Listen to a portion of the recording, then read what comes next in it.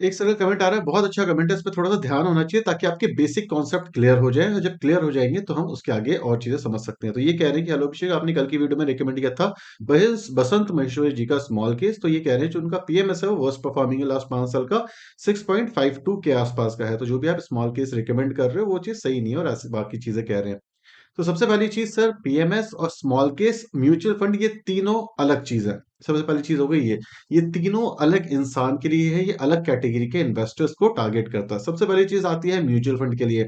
Mutual fund में कौन लोग इन्वेस्ट करते हैं? आपके मेरे जैसे या वो लोग जिनके पास बहुत ज़्यादा पैसा नहीं होता, जो एक बहुत ही स्मॉल इन्वेस्टर होते हैं जिनको मार्केट के बारे में बहुत ज़्यादा चीज़ें पता नहीं होती, थोड़ा-सा एक्सपेंस रेशियो दे सकते हैं और वो स्टॉक नहीं खरीद सकते बिकॉज़ उनके पास उतना पैसा नहीं, वो 500, 1000, 2000, 10,000 रुपए से शुरू करना चाहते हैं।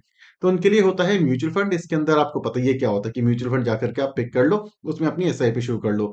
सेकंड कैटेगरी आती है स्मॉल केस की।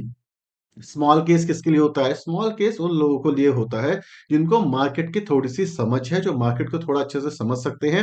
सेकंड चीज़, उनका रिस्क एपेटाइट हाई होता है। जो लोग म्यूचुअल फंड में इन्वेस्ट करते हैं, उससे ज़्यादा रिस्क लेने की कैपेबिलिटी रखते हैं स्मॉल केस वाले, बिकॉज़ म्यूचुअल फंड में आपको 40-50 कंपनियाँ देखने को मिलेगी। वहीं पे स्मॉल केस के अंदर आपको 10 से 15 कंपनियाँ देखने को मिलती हैं। ऑन एन एवरेज अगर हम बसंत मजीश्वर जी की बात करें, तो उनका जो स्मॉल केस है उसके अंदर इसी के आस-पास कंपनियाँ आपको देखने को मिलती है। इवन अगर आप किसी दूसरे का स्मॉल केस देखोगे, तो इसी तरीके की उसके अंदर भी आपको स्टॉक्स देखने को मिलेंगे। लेकिन म्यूचुअल फंड के कंपैरेटिवली हाई रिस्क होता है बिकॉज़ नंबर ऑफ स्टॉक्स वहाँ पे थोड़े से कम हो जाते हैं। हाई रिस्क से हाई रिटर्न आते हैं स्मॉल केस के अंदर, तो चांसेस आप इस तरीके से इसे कंपेयर कर सकते हो। लेकिन risk wise small case high होता है। तो स्मॉल केस किसके लिए है? जिनके पास थोड़े से ज़्यादा पैसे हैं, जो एटलीस्ट 20, 25, 30 हज़ार रुपए एसआईपी करते हैं अपनी हर महीने, बिकॉज़ स्मॉल केस के अंदर आपको स्टॉक्स मिलते हैं आपके पोर्टफोलियो में। तो इसी वजह से जिसको स्मॉल केस में इन्वेस्ट करना होता है, उसका जो इन्वेस्टिंग अमाउंट है वो थोड़ा-सा ज़्यादा होना चाहिए। दूसरी चीज़, स्मॉल केस से बेस्ट बेनिफिट आपको निकालने हैं, तो उस केस के अंदर आपका जो एसआईपी अमाउंट है वो ज़्यादा होगा, तो उसके अंदर जो एक्सपेंस रेशियो है, वो आपका एकदम ही कम हो जाएगा, राइट? तो ये 2 कैटेगरी समझ आ गई। पीएमएस किसके लिए होता है? अब ये समझते हैं। पीएमएस होता है मेनली एचएनआई के लिए।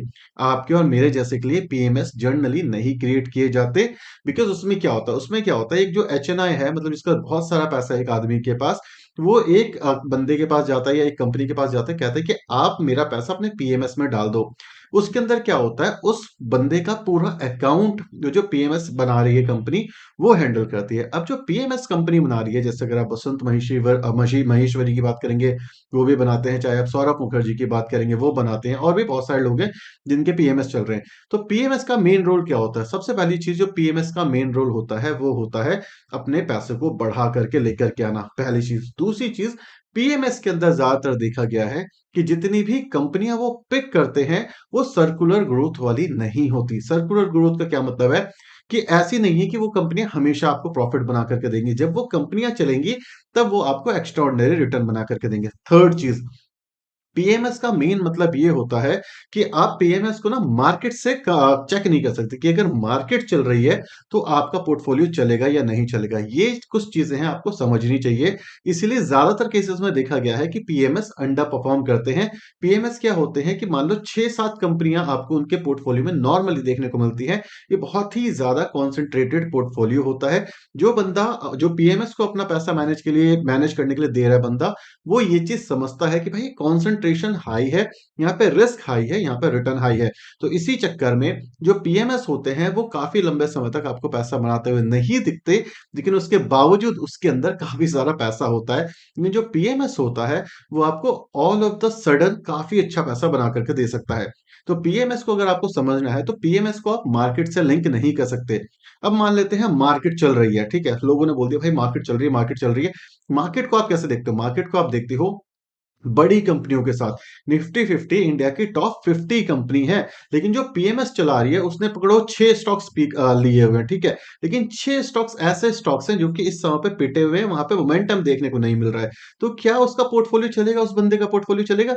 नहीं, उस बंदे का पोर्टफोलियो नहीं चलेगा। क्यों? क्योंकि उस 6 स्टॉक 7 स्टॉक जो उसने लिए हुए हैं, उसके अंदर अभी मोमेंटम नहीं आया है।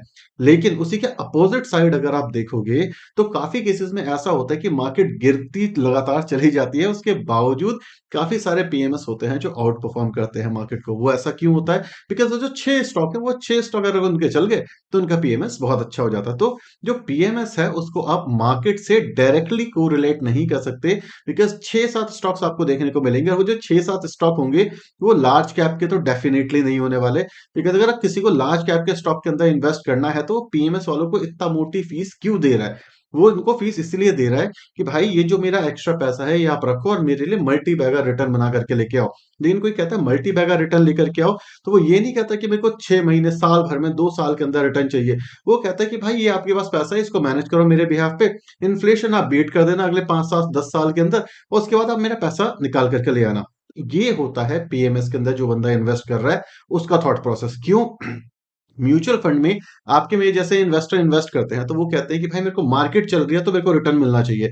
यही एक मेजर दिक्कत होती है कि म्यूचुअल फंड रिटर्न बनाता है, लेकिन कभी भी एक्स्ट्रा ऑर्डिनरी रिटर्न वो आपको नहीं निकाल करके दे सकता। वो 18-20% के आसपास का रिटर्न देता है स्मॉल केस कैटेगरी की, अगर हम स्मॉल कैप कैटेगरी की अगर अगर हम बात करें। और सेम तरीके का स्मॉल केस भी चलता है। स्मॉल केस जब चल रहा होता है, तो वो जो 15 कंपनियां अगर वो चलेंगी तभी चलेगा, अदरवाइज नहीं चलेगा। हाँ, लेकिन अगर निफ्टी 50 का स्मॉल केस है किसी का, कि वो कंपनियां पिक करी हुई हैं जो निफ्टी 50 के अंदर है, तो बेंचमार्क के साथ साथ चलता रहेगा। तो जो पीएमएस है, पीएमएस में 6 ऐसी कंपनियां होती हैं, 7 ऐसी कंपनियां होती हैं जिनके फंडामेंटल अच्छे हो रहे होते हैं, उसका मैनेजमेंट काफी ज्यादा बुलिश होता है, लॉन्ग टर्म में उसके रिटर्न बनने की उम्मीद ज्यादा होती है। इसी वजह से जब हम बात करते हैं ना कॉन्सेंट्रेटेड पोर्टफोलियो रिस्की क्यों होता है, क्योंकि हो सकता है वो कुछ चुनिंदा जो स्टॉक्स हैं वो आपके पूरे बुल रन में नहीं चलेंगे, लेकिन जब उनके फंडामेंटल्स अच्छे होंगे तो आपको एक्स्ट्रा ऑर्डिनरी रिटर्न बना करके दे सकते हैं। इसका एक बेसिक एग्जांपल मैं आपको देता हूं। काफी अच्छा स्टॉक था VBL, Varun beverages. Varun beverages पूरे बुल रन में भी चला है, पूरे बेयर रन में भी चला है, पूरे कंसोलिडेशन में भी चला है। सेम एग्जांपल केपीआईटी हमेशा चलता दिखा है। तो अगर किसी के पोर्टफोलियो में ये है तो काफी अच्छे तरीके से पैसा बना रहा होगा। लेकिन अब किसी पीएमएस में डीमार्ट जैसा स्टॉक है जिसने एक टाइम पे बहुत अच्छे पैसे बनाए, लेकिन उसके बाद कंसोलिडेशन करने लग गया, तो उसका पीएमएस लास्ट 2-3 साल से अंडर परफॉर्म कर रहा होगा। तो ये डिपेंड करता है कि आपके पीएमएस में स्टॉक्स कैसे हैं, और जरूरी नहीं है मार्केट ऑल टाइम हाई हो तो पीएमएस जो बंदा चला रहा है उसका मार्केट ऑल टाइम हाई होगा।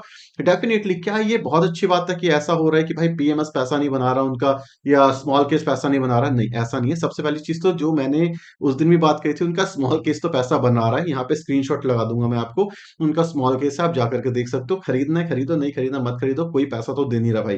पहली चीज। दूसरी चीज, कोई रिकमेंडेशन नहीं है। किसी ने पूछा था कि स्मॉल केस कौन से अच्छे हैं, तो मैंने उनका देखा था, उनका काफी अच्छा लगा मुझे, तो मैंने उस केस के अंदर बताया है। तो उनका स्मॉल केस पैसा बना रहा है, बिकॉज स्मॉल केस बनाया उन लोगों के लिए है, 15 लोगों के लिए बना दी, 15 स्टॉक्स के साथ बना दिया। तो क्या होगा, मार्केट चल रही है, उसमें अच्छी कंपनियां डाल दी उन्होंने, जो आपको ऑन एन एवरेज 20-22% के रिटर्न बना करके दे रही है। तो इस वजह से स्मॉल केस चल रहा है। और स्मॉल केस के अंदर उनका डायरेक्टली कोई इन्वॉल्वमेंट नहीं है। इन्वॉल्वमेंट नहीं है से मतलब ये है कि उन्होंने आपको 15 कंपनियां बोली भाई ये खरीदना है। अब आपकी मर्जी है, आपने बोला भाई 15 कंपनियां तो है, मैं इसमें से 13 कंपनियां ही लूंगा। ठीक है, तो इसमें आपके ऊपर हो गया कि भाई आपने 13 कंपनियां ले ली। अब वो 13 में से उन्होंने, उनकी जो 2 कंपनियां आपने नहीं ली, अगर वो चल गई तो उस केस में क्या होगा, स्मॉल केस बोलोगे स्मॉल केस खराब है। लेकिन जो डिवाइड उन्होंने दिया था, आप उसके अकॉर्डिंग लेते तो आपके पैसे बन जाते। तो small case, mutual fund, PMS, ये सब अलग लोगों के लिए है। डेफिनेटली आपको स्मॉल केस लेना लो, नहीं लेना मतलब कोई फर्क नहीं पड़ता।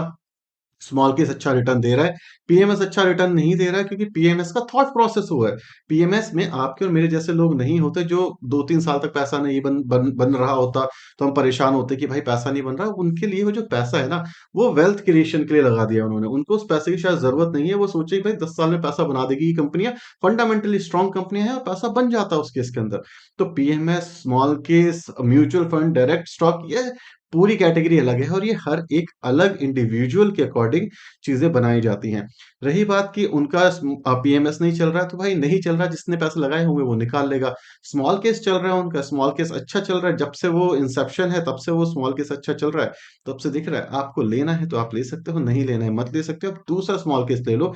दूसरी चीज, जितने भी लोग म्यूचुअल फंड में इन्वेस्ट करते हैं, जिनको मार्केट कंडीशन नहीं पता, मार्केट एनालाइज करने नहीं आती, स्टॉक एनालाइज नहीं करनी आती, वो स्टॉक में डायरेक्ट इन्वेस्ट ना ही करें तो अच्छा रहेगा, मतलब स्मॉल केस में ना ही इन्वेस्ट करें तो अच्छा रहेगा। जिनका पोर्टफोलियो साइज़ छोटा है, वो भी ना इन्वेस्ट करें तो ही अच्छा रहेगा। तीसरी चीज़, अगर आपको मार्केट सिचुएशन समझ नहीं आती तो मत करो इन्वेस्ट, कोई फ़र्क नहीं पड़ता। रही बात रिकमेंडेशन की, मेरे ख्याल से जितने भी पीएमएस वाले हैं, चाहे सौरभ मुखर्जी है, चाहे ये बसंत महेश्वरी सर हैं, चाहे ये कोई भी लोग हैं, इनको मेरे रिकमेंडेशन की एक्चुअली ज़रूरत नहीं है, क्योंकि इनके पास अपनी ऑलरेडी काफ़ी बड़ी ऑडियंस है। आप इनको टीवी पे ऑलरेडी काफ़ी बार देखते रहते हो। मेरा काम है यहाँ पे आकर के वो चीज़ें बताना जो एक्चुअल ग्राउंड लेवल पे सही दिखती हैं। अब वो सही है, नहीं है, आने वाले टाइम पे कैसा परफ़ॉर्म करेगी, वो तो मार्केट कंडीशंस पे ही मैटर करती है। दूसरी चीज़, जो स्टॉक्स आपने पिक करे हैं उसके ऊपर मैटर करता है। इससे भी एक चीज़ आगे चलते हैं, काफ़ी पोर्टफोलियो ऐसे होते हैं कि जब मार्केट ऑल टाइम हाई के आस-पास होती है, वो पोर्टफोलियो नहीं चलते। क्यों? क्योंकि अभी उनमें मोमेंटम नहीं आया है। अगर आप एसबीआई कार्ड एक कंपनी है, उसको उठा कर के देखोगे, उनके फंडामेंटल लास्ट 2 से 3 साल में डबल हो चुके हैं, नेट प्रॉफिट डबल हो चुका है। लेकिन वो स्टॉक चला है? नहीं, वो स्टॉक नहीं चला। वहीं पे आप ट्राइडेंट जैसा स्टॉक उठा कर के देखो, 22% बढ़ गया 1 दिन के अंदर। मेरे पास था, ट्राइडेंट नहीं, हाँ, ट्राइडेंट, सॉरी, ट्राइडेंट जो मैन्युफैक्चरिंग करती है कॉटन्स की। उसके अलावा अगर आप देखोगे येस बैंक चल रहा है, उसके अलावा आप देखोगे वोडाफ़ोन चल रहा है, तो वही बोलेगा क्या मुझे वहाँ इन्वेस्ट कर देना चाहिए? भाई आपकी मर्ज़ी है। काफ़ी सारे स्टॉक्स होंगे, काफ़ी सारे म्यूचुअल फंड होंगे जो वहाँ इन्वेस्ट कर रहे हैं, लेकिन लॉन्ग टर्म में पैसा बनेगा? नहीं बनेगा। क्यों? फंडामेंटल बैक नहीं करते उन्हें। तो हर किसी का थॉट प्रोसेस अलग है, हर किसी की इन्वेस्टिंग स्टाइल अलग है। हमेशा हर किसी को देख कर के नहीं खरीदना होता, आपको अपने बेसिस के ऊपर वो चीज़ें इम्प्लीमेंट करनी होती है। और किसी का अच्छा है, किसी का बुरा है, उससे कोई मेजर फ़र्क ही नहीं पड़ता, वो टोटली डिपेंड करता है कि आपको क्या लेना है। पीएमएस हमारे लिए नहीं होता, स्मॉल केस उनके लिए होता है जिनको थोड़ी बहुत अंडरस्टैंडिंग है स्टॉक मार्केट की। म्यूचुअल फंड हर एक इंसान के लिए होता है, चाहे आपको मार्केट की अंडरस्टैंडिंग है या फिर नहीं है। और ये 3 अलग प्रोडक्ट है, 3 अलग कैटेगरी को टैकल करते हैं, 3 अलग थॉट प्रोसेस वाले लोगों को टैकल करते हैं। तो आप पीएमएस को स्मॉल केस से, स्मॉल केस को म्यूचुअल फंड से, म्यूचुअल फंड को पीएमएस से और डायरेक्ट इन्वेस्टिंग को इन सब से कंपेयर नहीं कर सकते। तो इसमें ना पड़ते हुए हम डायरेक्टली अपनी इन्वेस्टिंग की साइड फोकस करेंगे। बाकी सर, इच्छा है करना चाहो करो, नहीं करना चाहो मत करो। ना वो मुझे जानते, ना मैं उन्हें जानता हूँ। मेरे रिकमेंडेशन से एक्चुअली कोई फ़र्क पड़ता नहीं है। ना उनके प्रोफ़ाइल पे कोई फ़र्क पड़ता है, ना ही किसी और के प्रोफ़ाइल पे। और यहाँ पे कोई एक्सपर्ट नहीं है। यहाँ पे टू वे कम्युनिकेशन हो रही है, जैसे लास्ट वीडियो में भी था कि मैंने जो वीडियो बनाई थी उसके ऊपर काफ़ी लोगों ने अच्छे फीडबैक दिए। हमने उनके फीडबैक लेके एक अलग वीडियो बनाई, ताकि वो जो कॉन्सेप्ट था उसको और प्रोसेस किया जा सके। तो ये टोटली अपने ऊपर है सर, इसमें कोई भी सही और गलत नहीं होता, ये सिचुएशन के ऊपर होती है। अगर मेरा पैसा बन रहा है तो मैं सही हूँ, अगर मेरा पैसा नहीं बन रहा तो शायद उस टाइम के लिए मैं गलत हूँ, लेकिन जब दोबारा पैसा बनेगा तब दोबारा से मैं सही हो जाऊँगा। तो ये टोटली ऐसा हो रहा है, हर मार्केट में हर एक इंसान पैसा नहीं बनाता, अलग-अलग मार्केट में हर एक इंसान पैसा बनाता है। तो ये डेफ़िनिटली देखने वाली बात है, और सेकंड वीडियो बहुत जल्दी आने वाली है, ये तो मैंने कमेंट देखा तो मेरे को लगा क्यों नहीं इस पे थोड़ी-सी बात की जाए। तो वीडियो पसंद आई तो वीडियो को लाइक और चैनल को सब्सक्राइब करना बिल्कुल मत भूलना। Thank you so much for watching this video. Tata, bye-bye, signing off.